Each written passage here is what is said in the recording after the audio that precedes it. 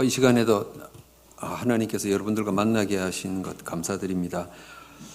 여호수아 3장 7절에서 13절까지 말씀입니다.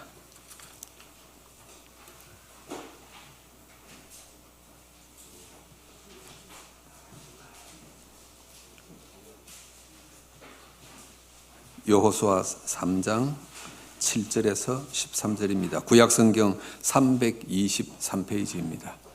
같이 읽겠습니다. 여호와께서 여호수아에게 이르시되 내가 오늘부터 시작하여 너를 온 이스라엘의 목전에서 크게 하여 내가 모세와 함께 있던 것 같이 너와 함께 있는 것을 그들이 알게 하리라.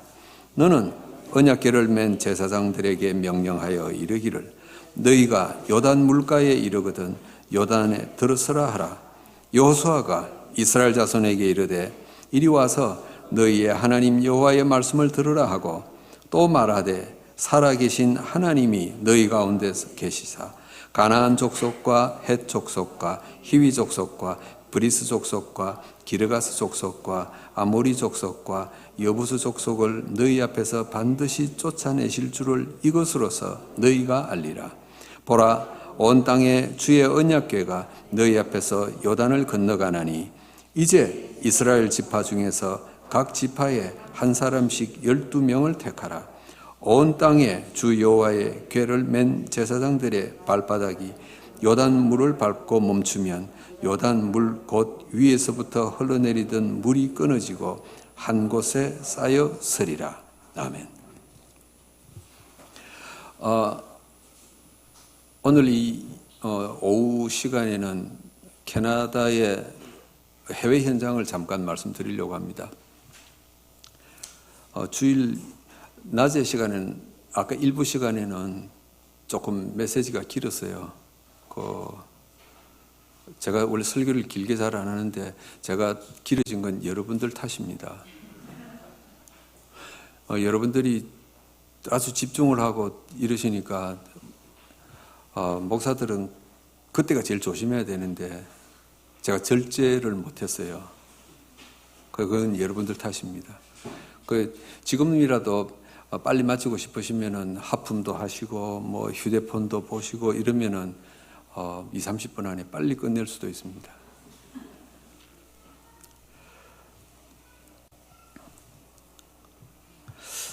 캐나다에서 한 20년 사니까 확실히 한국하고 다른 게 있어요. 뭐 정치적인 것, 문화적인 것 이거 사실 잘 몰라요. 영어도 잘 못하고요. 여러분들 중에 오해하시는 분들이 있는데 뭐 캐나다에서 한 20년 미국에서 그렇게 살면 영어 잘하겠지 하는데 하나도 못해요. 그냥 커피 사는 거 그 정도예요. 그건 왜 살 수 있냐 하니까 자기들이 나한테 커피를 팔아고 돈을 벌어야 되니까 내가 무슨 표현을 무슨 발음을 이상하게 해도 자기들이 팔아요. 그게 참 사는 게 힘들어요. 그러면 거기에서 태어나고 자라고 한 2세들, 1.5세들은 잘 살 수 있냐 하면은 제가 불신앙이 아니고 해외 현장을 현실을 이야기하는 거예요. 살기 힘들어요.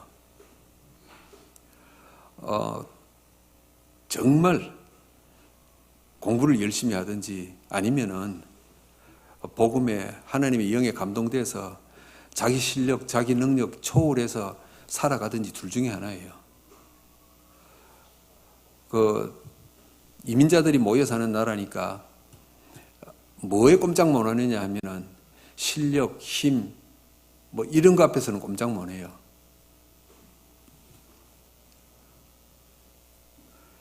그래서 우리 1.5세들이 우리 1세대들은 은퇴하고 나면은 어떻게 해야 될까? 뭐 목사부터 시작해서 장로님, 권사님, 나이 든 분들 다 그 고민하고 있어요. 너무너무 사는 게 불편해요. 전화 하나 오면요, 진짜 가슴이 철컥철컥 내려앉아요. 무슨 말을 하는지를 못 알아들으니까. 그렇게 불편해요. 그러면은 아이들한테 일일이 야, 이 전화 왔는데 너희들이 한번 확인해봐라. 이거 한두 번이지요. 부모니까 아이들이 해주는데 적어도 인생 사는데 바쁜데 얼마나 힘들겠어요. 그런데 그 이민자들이 한국으로 못 돌아오는 건 외국에 나가서 살아볼 거라고 한국에 있는 걸 다 정리하고 가버렸단 말이에요. 와서 비빌 데가 없어요. 그래서 저는 우리 1세대들한테 그렇게 이야기합니다. 한국 돌아갈 수도 없지 않냐? 못 돌아가요.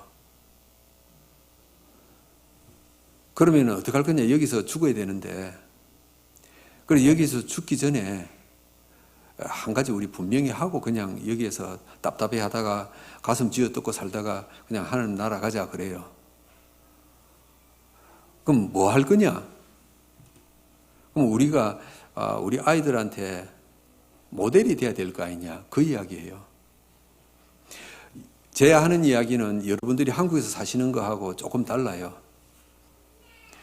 우리는 한국 사회라는 딱 울타리에 갇힌 사회 속에서 살아요. 캐나다에서 태어나고 한국말을 잘 못하는 아이들도 태반이에요. 절반이 한국말 못해요. 그러면은 그 아이들은 외국 아이들하고 막 섞여서 막 그 백인들처럼 흑인들처럼 살아가냐 하면 안 그래요. 대학만 딱 졸업함과 동시에 한국 사람들이 기가 막히게 모여요. 대학 다니고 학교 다닐 때는 백인 아이들, 흑인 아이들하고 막 친구처럼 어울리고 다니고 운동도 하고 막 오고 가고 같이 잠도 자고 이러는데 대학 졸업하고 직장생활 딱 시작하면은 한국 사람만 그런 게 아니고 자기 민족 커뮤니티 안에 다 들어가 버려요. 결국은 그렇게 돼요. 이제 그걸 이제 뚫고 나가는 길이 뭐냐 하니까 이제 불신자들이 말하는 복음 가진 우리 다락방 맨들도 이야기하는 성공하는 거예요. 성공하고 그래야 그 틀을 뚫고 나가서 우리가 소위 그러죠. 위로 올라가는 유리벽을 깨고 올라가는 거예요. 정말 힘들어요. 그래서 뉴스 같은 데 보면은 미국이나 이런 데 특히 미국은 이민 역사가 100년 가까이 되니까 어떤 교수가 하나 나왔다든지 판사 검사가 나왔다든지 이러면은 한국에서 왜 그렇게 난리를 치고 뉴스를 하느냐 하니까 그게 10년, 20년에 하나씩 나올까 말까 하는 일들이에요. 이걸 모르고 한국에서는 아이들을 유학만 보내면은 이민만 가서 영어 공부만 시키면은 인생이 변화될 것처럼 착각을 하고 와서 사는데 그렇지 않다는 걸 이제 어느 날 발견하게 되어지지요. 우리 토론토에 모인 우리 교회 식구들도 마찬가지예요. 나는 그분들한테 자주는 이야기 안 하고 자주 이야기하면 기분 나빠하니까 가끔 이야기하는데 그분들이 복음화 때문에 캐나다 복음화 하려고 온 분들은 한 분도 없어요. 캐나다 복음화 하려고 미주 복음화 하려고 온 사람은 하나도 없고 전부 두 가지 이유 때문에 와요. 한국에서 시댁의 친정에 인간관계 막 얽히고 설킨 게 그게 너무 싫어서 그냥 조용히 살고 싶다 싶어서 나온 분들이에요. 이민 갈 때 대부분 다 그래요. 그리고 두 번째는 뭐냐 하니까 내 자식을 나는 흙수저인데 나는 아무 가진 것도 없는데 영어 공부 잘해서 나하고 다른 인생을 살게 해주고 싶다. 이래서 오면 딱 두 종류에 딴 거 아무것도 없어요. 그러다가 교회 안에 만난 거예요. 왜 만났냐 하니까 안 되니까. 세탁소를 하고 컨비니언스를 하고 하루 24시간 중에서 하루 15시간 일을 하고 하는데도 아이는 아이대로 어긋나고 부부는 부부대로 어긋나고 하니까 이게 안 되니까 너무너무 답답하고 어디 가서 말할 데는 없고 하니까 복음 듣고는 그래 여기에 영적 문제라 그러구나. 그래가지고는 충격받고 와서 이제 위로받고 힘을 받고 있는 거예요. 그러는 중에 정확한 복음이 들어가니까 인생을 이래 살아서는 안 되겠구나 하면서 인생을 방향을 바꾸고 있는 중이에요. 그래서 제가 왜 이런 이야기 드리느냐 하면은 외국에 나가 계시는 우리 한국 사람들은 말할 것도 없고 그 중에서 우리 다락방 하는 성도들 있잖아요. 여러분이 알고 계시는 친인척이나 이런 분들도 남이지만 알고 계시는 분들 참 힘든 인생을 살고 있구나 하는 것 위해서 기도해 주시고요. 절대 꿈을 지금 여러분들이 알고 계시는 그런 꿈을 다 깨셔야 돼요. 전쟁 같은 삶을 살고 있어요. 20년, 30년 돼도 한국 못 나와요. 돈이 없어서.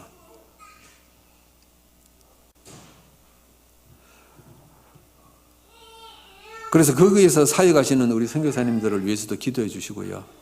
혹시 많은 선교사님들이 오셔서 정말 내가 있는 나라와 국가와 현장을 위해서 내가 기도하고 응답받고 하나님이 영광을 나타내고 있습니다 하면은 한 50%만 들으시면 돼요. 반은요, 절반 가까이는 가슴 속에서 미치는 거예요.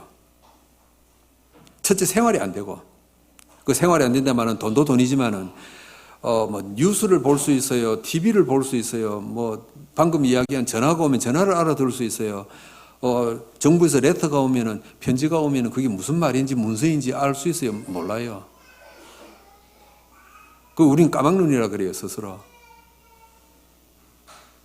그런 가운데서 이 세월이 지나가면서 해외 나가시는 선교사님들 중에 다는 아니지만은 많은 선교사님들이 그럼 이런 삶을 살면서 내가 뭐 해야 될까? 이제 이걸 찾고 계시는 중이에요. 그 가운데서 우리 외국 나가 계시는 분들이 교회에 모여서, 현장에 모여서 정말 몸에 병도 생기고 엉망이거든요. 안 그런 척하고 다 살아서 그렇지. 그 가운데서도 내가 하나님의 부름을 받고 캐나다에 왔다면은 내가 남은 생을 어떻게 살아야 될까? 이제 그런 고민하고 기도하고 사시는 분들이 꽤 많이 계세요. 다는 아니에요. 꽤 많이 계세요. 그래서 해외 현장을 두고 기도해 주실 때 이런 상황을 밑바탕에 까시고 그렇게 기도해 주시면 참 고맙겠습니다. 저는 이런 분들을 위해서 어떤 메시지를 하느냐 하니까 본부 메시지는 듣고 싶으면 듣고 따라가고 싶으면 따라가고, 나는 내가 할 사역은 따로 있다 생각을 하는 거예요. 그래서 그분들에게 늘 뭘 이야기하느냐 하니까 주일 낮에 방금 말씀드린 메시지처럼 우리가 어떻게 살 거냐 하는 거 이야기를 해요. 우리가 어떻게 살아야 우리 자녀들이 이 낯선 곳에서 뿌리 내리고 살아갈 거냐 하는 거예요.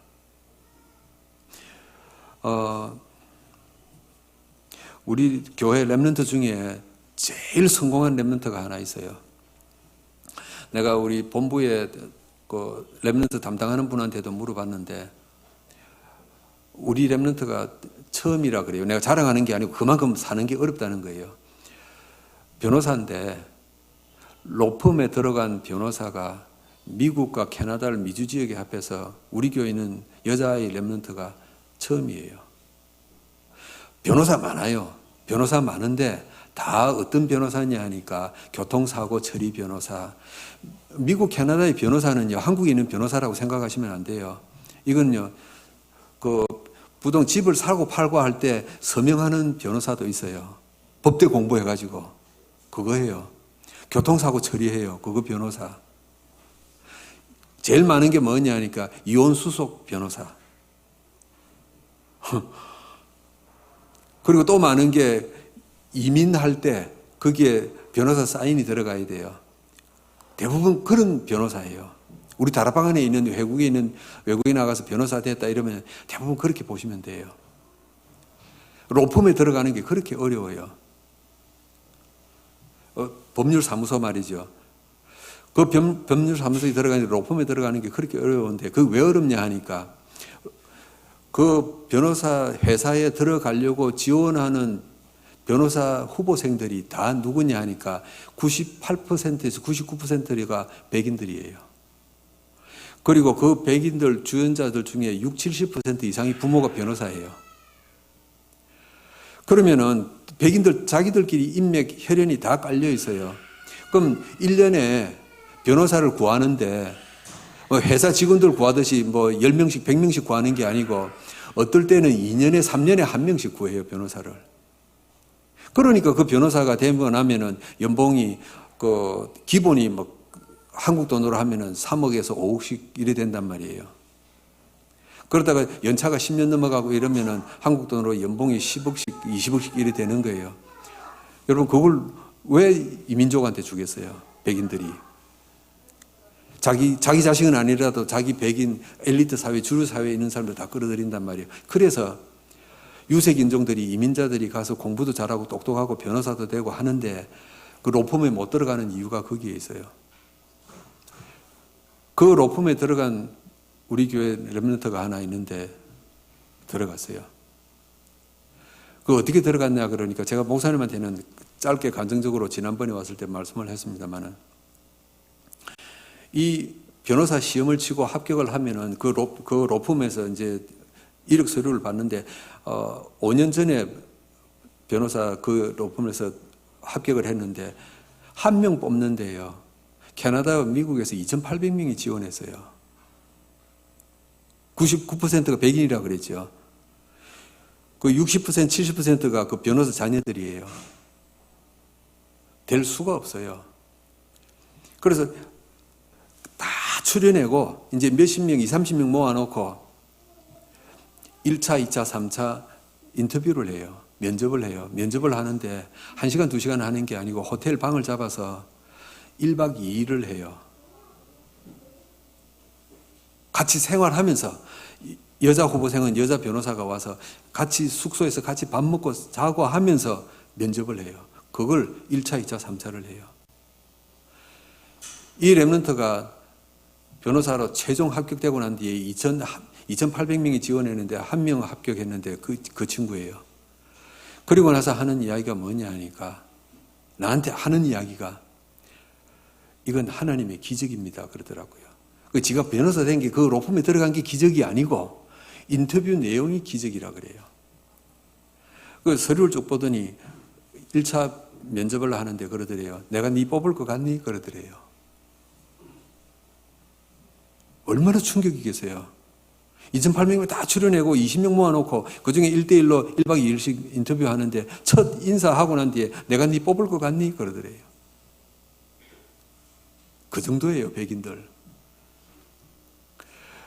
근데 내가 궁금해서 불렀다 그러더래요. 내가 네 안 뽑을 건데 궁금해서 불렀다. 이 23명이 남았는데 이 중에 유색 인종이, 그것도 아시안이 네 하나다 그러더래요. 우리가 왜 니를 뽑았냐? 궁금해서 뽑았다 그러더래요. 그럼 뭐가 궁금하냐 물었대요. 지도 포기하고 이제 막 나갔대요. 뭐가 궁금하냐 그랬대요. 그랬더니 네가 로펌에 아르바이트를 한 것도 아니고 니는 아무것도 없고 학교 다니고 공부하고 보니까 교회 생활을 한 것밖에 없는데 네가 뭐 통역했다는데 뭐 통역했니? 그러더래요. 그래서 우리 목사님이 영어를 못해서 현장에 나가서 사람 만나고 하면은, 그래서 사람 만나는데 복음 전하는데 내가 영어로 통역했다 그랬대요. 그럼 무슨 복음 전하는데 니 나한테 이야기할 수 있냐 그랬어요. 그래서 뭐 할 말은 없고 처음부터 안 뽑는다 했으니까 그래 니 복음이나 들으라 하고 복음 이야기했대요. 그럼 네가 이런 이야기를 네가 초등학교 6학년부터 했단 말이냐? 초등학교 6학년부터 했다 그랬어요. 그래 그러더래요. 그러면은 너가 한인 교회들은 연합으로 행사한다는데 연합으로 행사하는 내용이 뭐니? 그러더래요. 그래서 잘 됐다 싶었지. 그건 지 전공이잖아요. 우리 그 캐나다 렘넌트 대회 하는 것부터 해서 다락방이 뭔지부터, 그 다음에 뭐 세계 렘넌트 대회가 뭔지, 선교 대회가 뭔지, 지 하고 싶은 이야기 1박 2일 동안 다 했대요. 다른 거 안 묻더래요. 네가 학교 수업이 어떻고, 네가 우리 로펌에 들어와서 뭐 할래? 이런 거 안 물었대요. 안 뽑는다 했으니까. 1박 2일 동안 그거 이야기했대요. 알겠다. 2차 면접을 할지 안 할지는 모르는데 연락 가면은 다른 사람인데 또 만나게 될 거다 그러더래요. 연락이 왔대요. 2차 면접. 그 2차 면접하는 그 변호사도 똑같은 질문을 하더래요. 1차 본 우리 동료가 이런 이야기 하던데 내가 이해가 안 된다.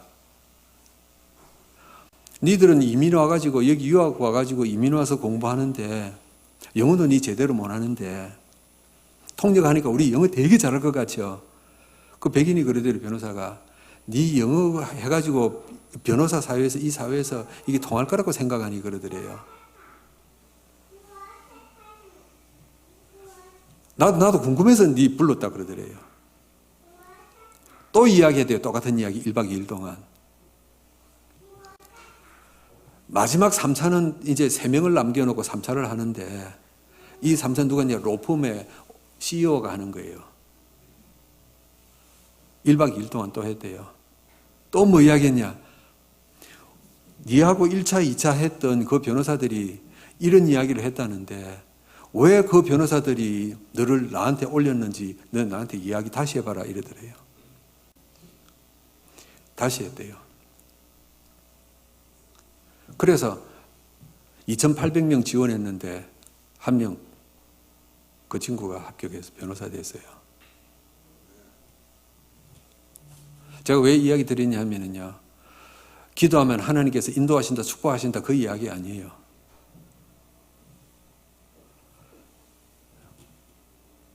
우리 선배들이 우리 아이들한테 어떤 모델을 보여줄 거냐 하는 거예요.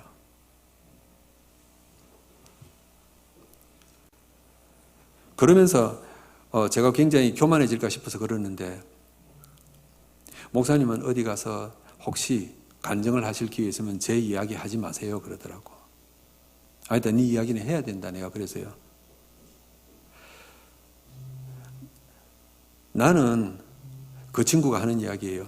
나는 우리 아버지 엄마 보면은 하나님을 안 믿고 싶어요 그래요. 이거 혹시 녹음되거나 인터넷에 올라가거나 하는 거 아니죠?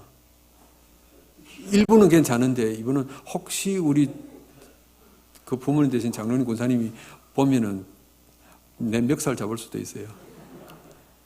이건 올리지 마세요. 나는 우리 엄마 아빠 보면은 다락방 장로님이고 권사님인데 아니에요 그래요. 우리한테 윽박 지르기만 윽박 질렀지 소리만 질렀지 자식인 우리한테 복음 가진 교회 중직자의 모델이 나한테는 아니에요 이러더라고요. 근데 그 친구의 특징이 뭐냐 하니까 엄마 아버지한테 절대 no 이게 없는 친구예요. 초등학교 6학년부터 30살이 돼갖고 변호사 합격하기 전까지 우리 교회 전담으로 통역했어요. 내 개인 전담으로 통역했어요. 내가 사역을 어디로 가든지 걔는 일주일 내도록 나 따라다녔어요. 단 한 번도 목사님 저 시험 있어요. 목사님 저 이거 있어요. 한 적 없어요.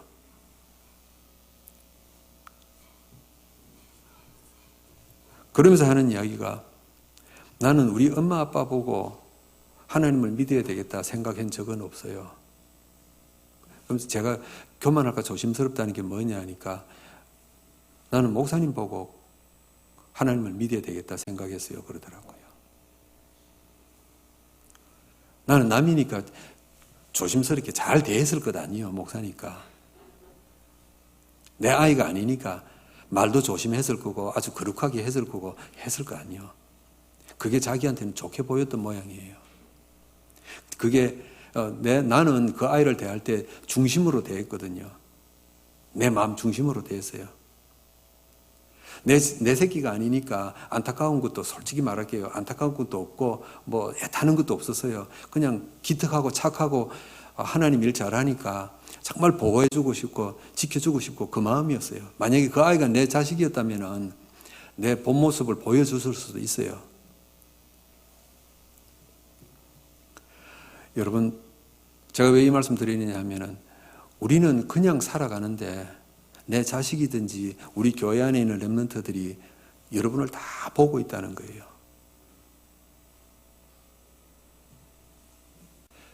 그 아이가 자기 부모님을 자기 평생에 30살에 처음으로 평가하는 거예요. 우리 아버지는 돈밖에 몰라요. 그래요. 그래도 그 아이 속에서 이런 렘넌트가 나오는 거예요. 그래서 지금 캐나다에 있는 랩런트들 법대를 지원하고 싶은 아이들, 뭐 미주 지역에 있는 아이들 중에 뭐 이런 아이들이 있으면요, 개인적으로 막 뭐 로펌에 들어갔단다 이러니까 법대 가려고 하는 아이들은 벌써 다 알아요. 들어갈 수 없는데 기적이 일어났구나, 이걸 다 알아요. 그러니까 막 연락이 돼서 걔들이 벌써 법대 지원하는 아이들과 법대 공부하는 아이들끼리 이제 이게 커뮤니티가 만들어지는 거예요. 귀한 사역을 하고 있죠.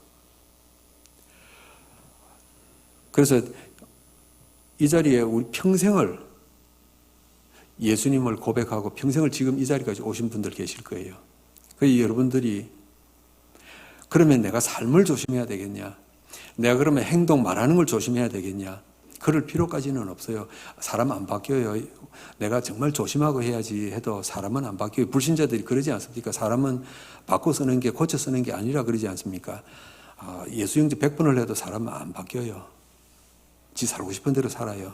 그냥 표현만 조금 다르게 할 뿐이지. 똑같은 삶의 체질을 갖고 있는데 뭐가 바뀌느냐 하니까 그 똑같은 삶의 체질을 갖고 있는데 하나님을 위해서 일하구나 하는 그 차이밖에 없어요. 우리 그 장로님도요, 그 권사님도 절대 안 바뀌었어요. 근데 그 바뀌지 않은 체질 갖고 자식들은 다 알잖아요. 근데 교회 일은 제일 잘하세요. 교회 일은 정말 생을 걸고 하시는 분이에요. 그래서 하나님이 저 정도 축복하시구나 하는 거는 모르겠어요. 그건 내 좁은 소견이에요. 다만 제가 드리고 싶은 말은요, 여러분 교회에 눈만 붙은 요만한 아이들이 있을 거예요. 그 아이들이 어느 날 5살이 되고 10살이 되고 20살이 되면서 여러분들 다 보고 있어요. 다 보고 있으면서 뭐 하죠? 평가 다 하고 있어요. 저분은 말만 오직 그리스도구나 다 알고 있어요. 저분은 말만 세계복음한데 행동은 다르구나 다 알고 있어요. 그래서 제가 오늘 요수아 3장 7절부터 13절까지를 왜 읽었냐 하니까 하나님이 요수아 보고 요단 건너가라 그러신단 말이에요. 요단 건너가라. 우리 잘 아는 내용이잖아요. 요단 건너가는데 하필이면은 홍수철이에요. 원래는 주석에 보니까 원래는 그 요단 건너가는데 물 깊이가 어느 정도 되냐 하니까 발목에서 무릎 정도 물이 찰랑찰랑 하는 거래요. 그건 다 그냥 건너가는 거예요. 근데 하필이면 홍수철이라 그랬어요. 다 떠내려가는 거예요. 하필이면 하나님이 요때 건너가라 그런단 말이에요. 여러분 우리 인생에 사건이 그때 터지는 거예요. 뭔가 막 말씀 준비하고 있고 기도 준비하고 있고 막 안에 은혜가 확 차 있을 때는 사건 안 생겨요. 사실은 사건 생기는데 다 넘어선 거예요. 가장 힘들 때 뭔가 문제가 앞에 탁탁 가로막는 거예요. 그래서 그때 오늘 이 본문 기억하시고 기도하시기 바랍니다. 하나님 뭐라고 그러시느냐 하니까 요수아 보고 그래요. 7절에 보니까 내가 전에 모세와 함께 있었던 것 같이 너와 함께 있겠다 그러시는 거예요.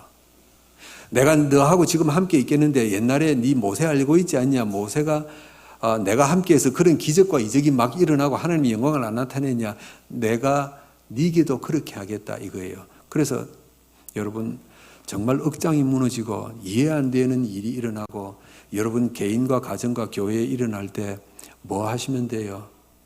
이것만 기억하세요. 나한테 요단강에서 건너야 되는데 이 사건을 헤쳐나가야 되는데 누가 봐도 그냥 쓸려 내려갈 것 같은 일이 터진 거예요. 그때 기억하세요.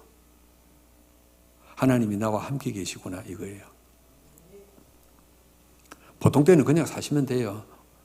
그냥 큰일 없으면 그냥 뭐 대충 기도하시고 그냥 예배도 한 번씩 슬슬 빠지고 뭐 그러세요. 그러면 안 되지만은. 근데 정말 중요한 문제가 생겼다 이럴 때 어떻게 해결할까 하지 마세요. 해결 안 돼요. 저보다 훨씬 여기에 연세 많으신 분도 계실 텐데 지금 이 시간까지 가장으로서 아버지로서 교회 목사로서 살아와 보니까요. 해결하려고 몸부림쳐도 해결 안 돼요. 뭐밖에 없냐? 우리 하나님 백성이잖아요. 그래서 하나님이 지금 나와 함께 계실 것이다. 이것만 붙잡고 있으면 돼요.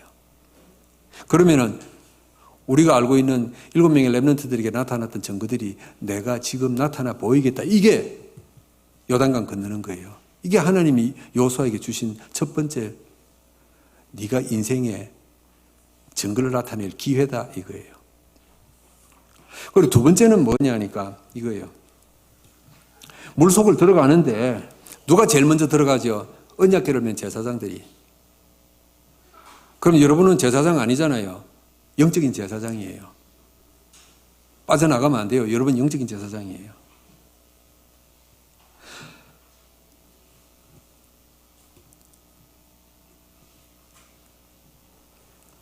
너희는 왕 같은 제사장이요. 그랬잖아요. 베드로전서 2장 9절에. 여러분 영적인 제사장이거든요. 여러분 가문에 여러분이 언약궤를 메고 있는 영적인 제사장이에요. 그 제사장이 먼저 급류예요. 급류. 그냥 다 떠내려가는 거예요. 바위도 굴러 내려가고 마차도 굴러 내려가고 다 떠내려가는 거예요. 거기에 발을 딛고 들어가라 그러는데 들어갈 사람이 누가 있겠어요? 그런데 하나님은 누구 보고요? 언약궤를 맨 제사장. 여러분 가문에 여러분 교회에 언약궤를 맨 제사장이 영적 제사장이에요. 아무도 안 들어가려고 할 때 서로 욕할 필요 없어요. 내가 영적 제사장이구나 이게 있으면은요 그 사건 앞에 기도하고 여러분이 사건 속으로 들어가시면 돼요. 왜 네 안 들어가냐 할 것도 없어요. 이거예요. 왜 그 친구가 자기 부모님이 우리 아버지 어머니는 복음이 아닌 것 같아요. 왜 그런지 아세요? 돈 없을 때 경제적으로 어렵고 힘들 때 우리는 모르지만 자기들은 가족끼리니까 안단 말이에요. 너무너무 힘들어하고 원망하고 불평불만하고 이걸 아이들이 가정에서 다 본 거예요. 한 번도 하나님 앞에 기도한 적이 없다 이거란 말이에요. 자식들 모아놓고 우리 가정이 정말 이민 와서 어려운데 정말 길거리에 나앉게 생겼는데 우리 하나님 앞에 기도하자 이게 없었다는 그 말이에요. 어떻게 이 경제가 어려운데 이걸 살아나가지 누구 도움을 받고 살아나지 막 이것만 봤단 말이에요. 여러분 부모 욕하는 거 아니에요. 그렇게 보인 거예요. 부모로서는 나는 장로님 권사님 욕하는 거 아니에요. 부모로서는 새끼들 먹이고 공부시키고 입히고 돈 들어가니까 이걸 어떻게 해결해야 될지 그냥 급해서 발등에 불 떨어지니까 당당 뜬 거예요. 여러분 세상 그렇게 사시잖아요. 틀렸습니까? 여러분 하나님 앞에 기도하다가도 문제 터지면은 방방 뜨잖아요. 그게 잘못됐다 소리 아니에요. 그게 현실이에요. 그런데 그걸 누가 보고 있어요? 우리 내가 난 새끼들이 보고 있고 교회 렘넌트들이 보고 있고 새신자들이 보고 있는 거예요. 그래서 우린 뭐 해야 돼요? 그 막 떠내려가는 요단강에 발을 디뎌야 되는 그 제사장들의 심정은요. 들어가면 죽는다. 이 생각 100% 다 하고 궁금하시면 제 말 거짓말 같으면 천국 가서 그 언약궤 맨 제사장들 만나고 물어봐요. 그때 심정이 어땠는지. 하나님이 제보고 그래도 하필이면 왜 내가 이럴 거예요. 왜 일 터졌는데 내가 언약궤 메고 책임을 져야 되지. 일 일으킨 놈은 따로 있는데 교회 안에 집안에 사건 일으킨 놈은 따로 있는데 왜 내가 책임져야 돼 이거잖아요. 그 언약궤 메고 뭐 해야 돼요? 어떻게 그 요단강에 들어가는 겁니까? 진짜 하나님 말씀 붙잡고 기도 시작하세요. 그게 요단강 들어가는 거잖아요. 혹시 교회 안에 어려운 문제 있으시면은 그러면 맞다 틀리다 할 것 없어요. 정말 말씀 붙잡고 기도하세요. 그 영적인 언약궤 맨 제사장이에요. 그러면 누가 봐요? 우리가 남 보라고 하는 건 아닌데 내 자식이 보고 우리 교회 렘넌트들이 보는 거예요. 어느 날 지나가다가 왔다 갔다 하다가 눈물 뿌리며 기도하는 그 모습을 단 한 명만 봐도요. 그 한 명이 하나님께서 사무엘처럼 쓰시고 다윗처럼 쓰시고 하면은요.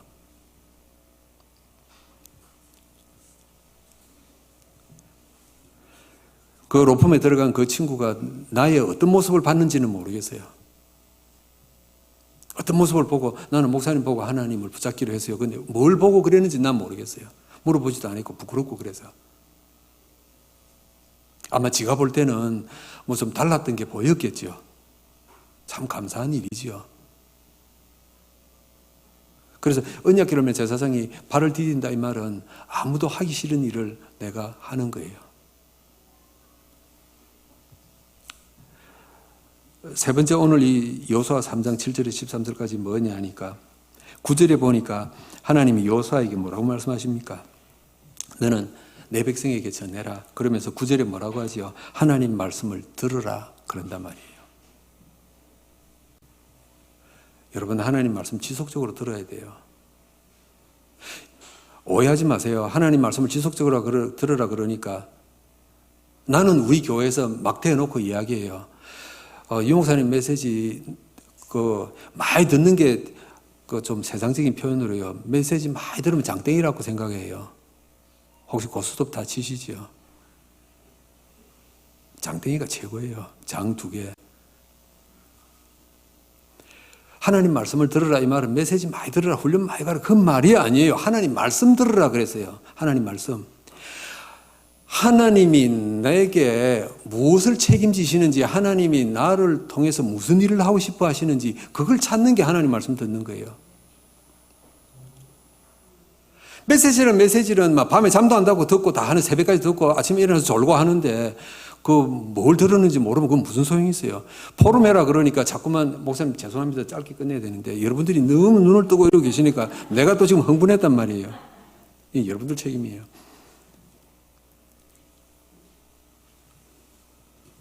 사람들이 메시지 많이 듣고 이러라 그러니까 또 포럼한다 그러니까 자꾸 메시지 요약을 해요. 여러분, 메시지 요약은 포럼 아닙니다.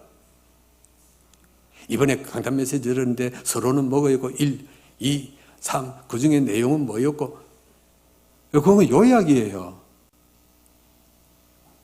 포럼은 뭐죠? 혹시 여러분 목사님이 강조하시는 거하고 제가 이야기하는 거 틀리면은 제 말을 무시하세요. 저는 어쩌다 1년에 한 번, 2, 3년에 한 번 왔다 갔다 하는 거니까 저는 제 생각을 이야기하고 제 믿음을 이야기하는데 여러분 목사님이 강조하시는 것하고 틀리면은 저는 무시하시면 돼요. 메시지 요약하고 포럼하고는 틀려요. 포럼은 뭐냐 하니까 하나님 말씀을 들었는데 너무 감동된 것, 여호와의 영이 임했던 것, 이게 너무 좋아서 사람 만나서 나는 이번 메시지 중에 이거 붙잡았다, 이거 느꼈다, 이게 포럼이에요. 근데 포럼해라 그러면 답 뭐하지요? 부지런히 받아 적었다가 색깔 착착착착 했다가 첫 번째, 두 번째 아니 놓쳤어, 두 번째에 그 내용 없었어 막 이러면서 그 아이들하고 밥에서 주일 예배 마치고 포럼하면서 그러잖아요. 너는 하나도 들은 게 없네 그런단 말이에요. 그럼 아이들 성질나죠. 교회 온 것만 해도 얼마나 고마운데 또 뭐 요약해가 발표까지 해라 하니까.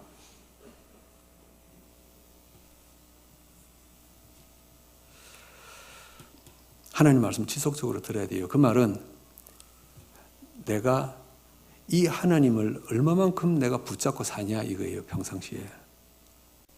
내 인생을 책임지시는 하나님이라 그랬잖아요. 그리고 하나님이 나를 통해서 이런 일을 하고 싶어 하시구나. 이거 찾는 거예요. 하나님은 여호수아에게 이스라엘 백성 다 데리고 질서 딱 맞춰가지고 줄 잘 맞춰가지고 한 명도 나고자 없이 요단 건너라 그거 아니었었어요. 하나님은 이 요단 건너는 사건을 허락하시고 하필이면 왜 홍수가 나서 막 내려가는 그때 건너가라 했냐 말이에요. 물이 발목까지밖에 안 올 때 건너가게 하면 되는데 그런 사건을 주시면서 여호수아와 이스라엘 백성들에게 붙잡을 걸 주신 거예요. 내가 너와 함께 하겠다. 이거 차단해야 되잖아요. 이거 붙잡아야 되잖아요. 그리고 사건이 있으면 내가 영적 제사장이니까 하나님의 말씀 붙잡고 내가 누가 시키든 시키지 않든 하나님 앞에 무릎 꿇고 하나님의 방법을 찾겠다. 들어가는 거예요. 그리고 주님 앞에 서는 그날까지 나를 향한 하나님의 말씀을 찾아내는 거예요. 이거 하라고 하나님은 여호수아와 이스라엘 백성들에게 요단을 건너라 하신 겁니다. 여러분 평생 사시는 동안에 요단 물이 넘치는 사건들이 여러분 앞에 어쩌면은 툭툭 나타날 수도 있어요. 여러분 섬기시는 교회 앞에 터질 수도 있어요. 그때 여호수아가 하나님의 말씀으로 건넜던 것처럼 모든 문제들이 하나님 앞에서 해결되어지고 해결 안 되면 넘어서는 응답들이 함께 하실 줄 믿습니다. 기도합니다. 하나님 감사합니다. 복음 가진 우리에게 왜 사건을 허락하십니까? 어떤 하나님의 계획이 있습니까? 하나님은 여호수아에게 꼭 필요한 것을, 이스라엘에게 꼭 필요한 것을 주시고 싶어 하십니다.